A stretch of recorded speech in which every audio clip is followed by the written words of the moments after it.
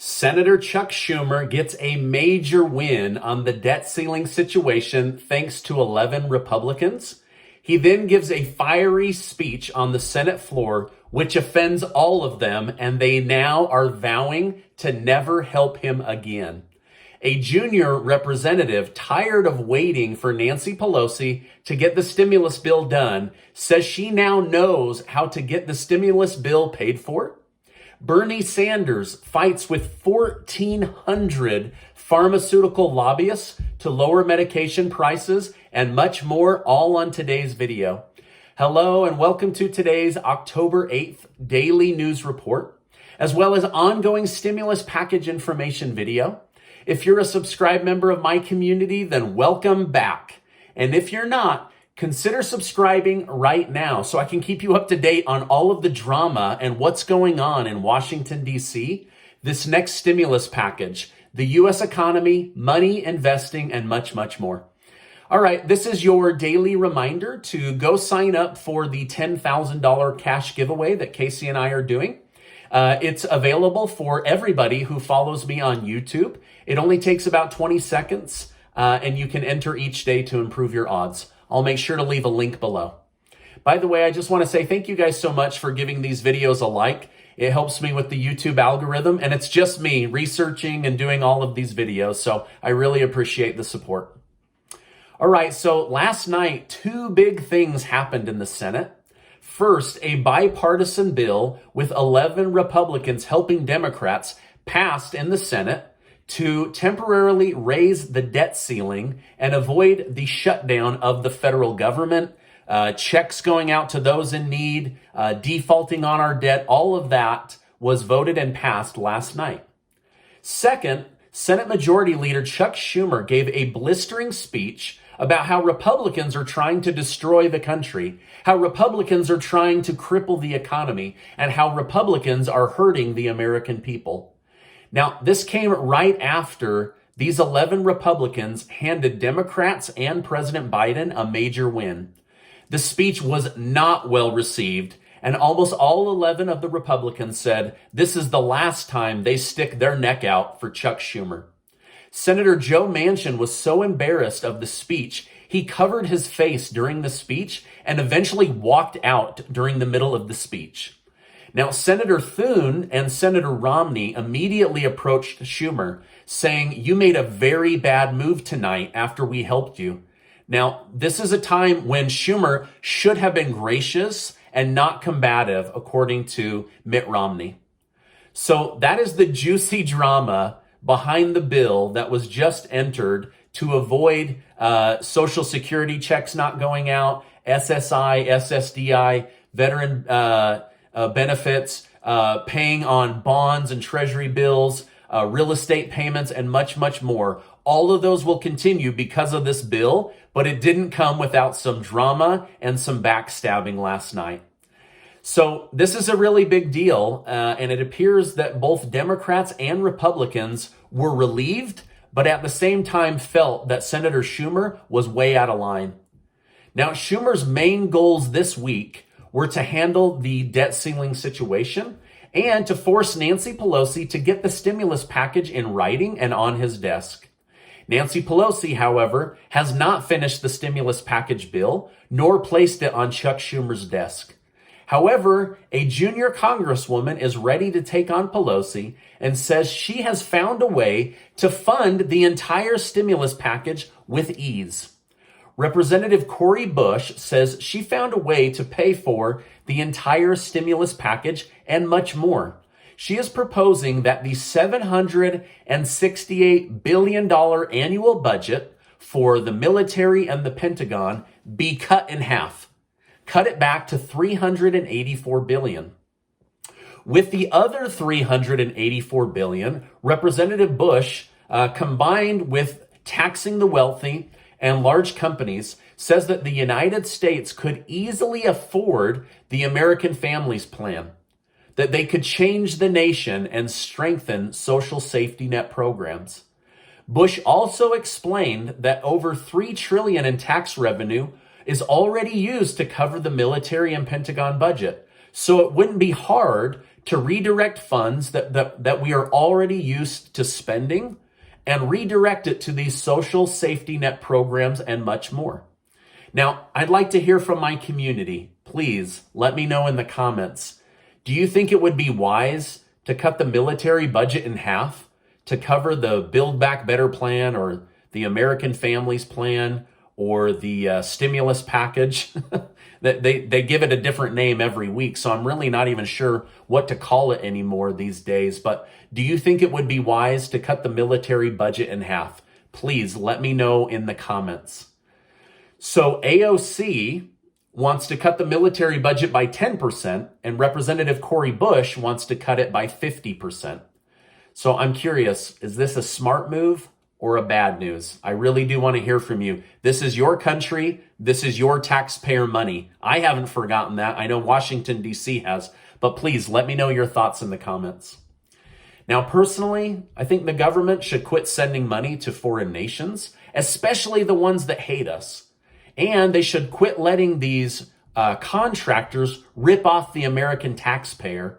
But to defund the military does not sound like a smart move to me. But let me know your thoughts. If you disagree with me, let me know in the comments. All right, now Senator Bernie Sanders had this to say. We have the real possibility of creating unprecedented public policy which stands up for working families, the elderly, the children, the sick and the poor, and defeat the greed of powerful special interests and the billionaire class, but only if we fight for it. So let me tell you about the fight that he clued us in on this week. Bernie Sanders admitted his battle to lower prescription drugs prices is going to be very difficult. Now, did you know that there are over 1,400 pharmaceutical lobbyists in Washington, D.C., and they're all trying to get their hands in the pockets of these politicians. And Bernie Sanders says he's fighting against all of them to get this deal done. Well, the jobs report for the month of September is out, and it's worse than August. Oh, gosh. Economists predicted Biden's policies would add over 500,000 new jobs in the month of September. However, only 194,000 new jobs were added. So they missed expectations by 61.2%. Yikes. According to the statistics and data, most economists are saying that we are at half the number of new jobs that Joe Biden promised would come back. So things are not looking good right now when it comes to getting people back into the workforce. Now, many workers are saying they are applying for jobs, but because of regulation and changes to income and inventory, they are only being offered part-time jobs and not full-time jobs. And so they can't live on part-time work, right? September was the first month without federal unemployment boost after Biden made the decision not to extend the program. This should have led to a massive boom in new hires, but it hasn't, which leads many economists to believe and worry that we are about to enter stagflation. Now, stagflation is where things continue to rise in price because of inflation, but job opportunities are stalled or stagnant. Stagflation, right? It's a very bad combination if you want to have a thriving and healthy economy. Now, at today's press conference, President Biden refused to take questions from the press about the jobs report. He just turned around and walked out as if they weren't there. So not willing to take any questions about these numbers. Now, a new bill was presented by Democrat Representative Chris Rabb, who wants to cut Americans off from having more children once they've already had 3. The bill would require men to have a forced vasectomy or be sterilized so that they couldn't have any more children. As part of the bill, you would also receive a $10,000 reward for anyone that you rat out to the government that has more than 3 babies. So you guys, I can't make this stuff up, right? So if you have more than 3 kids, they will force a vasectomy or sterilization on you. If for some reason they don't get to you and you father more children, then other Americans can get a $10,000 reward for turning you into the government. Welcome to the Twilight Zone, right? I'm not making this up. You can Google this stuff for yourself. All right, now Elon Musk of Tesla dropped a major bombshell on investors, his employees, and the state of California. Last night, Musk announced he is moving Tesla. He's going to relocate Tesla's headquarters from California down to Texas. Musk said there isn't more room to grow, and California has become unaffordable for his employees. Musk also complained that California taxes have gotten out of control. So he's out of there and he's taken Tesla headquarters with him. China has officially warned the United States to get out of Taiwan and not to interfere with the escalations between Taiwan and China. Some are worried that China is about to declare war on Taiwan, and they're telling the United States, do not get involved, right? I wonder if, watching what happened in Afghanistan has given China more courage to go after Taiwan. I'm not sure, but interesting question. All right, now the media is struggling to convince Americans that they give honest and true news and honest and true reports. A new poll shows that only 7% of Americans have high confidence in the news media. Overall, the media's approval rating is at 36%. This is the second lowest their approval rating has ever been. Now, I hope that you feel that you can trust my research and reporting at a level much higher than 36%. I always fact check my stuff. I try to find it from multiple sources before I share it with you. And I have to be honest, I probably fit into that category. I feel like I've lost a lot of trust in the media. I've seen too many lies that they've been caught in, twisted truths and cover-ups. So, all right, now, there are also many things that I'm not allowed to say on my channel or that I do not feel comfortable expressing here because I will be censored. And I'm pretty sure that I've already been a little bit censored because I've been sharing things with you that the media doesn't want to get out there. It makes me sick. I feel like my First Amendment rights are under attack, but I try to comply with the terms and services that YouTube has laid out. All right, now speaking of mistakes, the New York Times just did a big retraction. They had been printing that 900,000 kids were affected by COVID and pushing all kinds of fear onto American parents.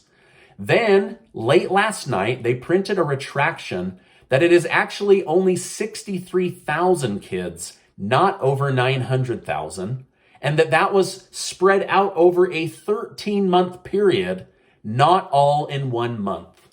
So I think the media has figured out that fear sells, and sadly, they've been using that to their advantage to pump fear every single day onto the American people. Now, this is my update for today. As I know more, I will definitely come on and share more with you. There is so much going on in Washington, D.C. right now. I can barely keep up with it. It's been a lot of reading to try to filter down into as short of a video as I can what I think are the big highlight pieces of information you need to know. Many government leaders, if you can call them that, say that they will be working through the weekend on the stimulus package and the debt ceiling bill. So if there's any good news, I'll come on and share it with you. Otherwise, I hope you have a great weekend. Now, before you go, make sure to get your name and email entered for the $10,000 giveaway. I don't share your name or email with anybody. I don't sell it to anybody. I'm just trying to give back to a community that has been so, so good to me and my family. One of you is going to win $5,000 and 10 of you are going to win $500. So I'm super excited to give that money away. Now, before you go, I just want to remind you that you are amazing. I really, really believe that. And I appreciate you being in my community, and I'll see you on the next video.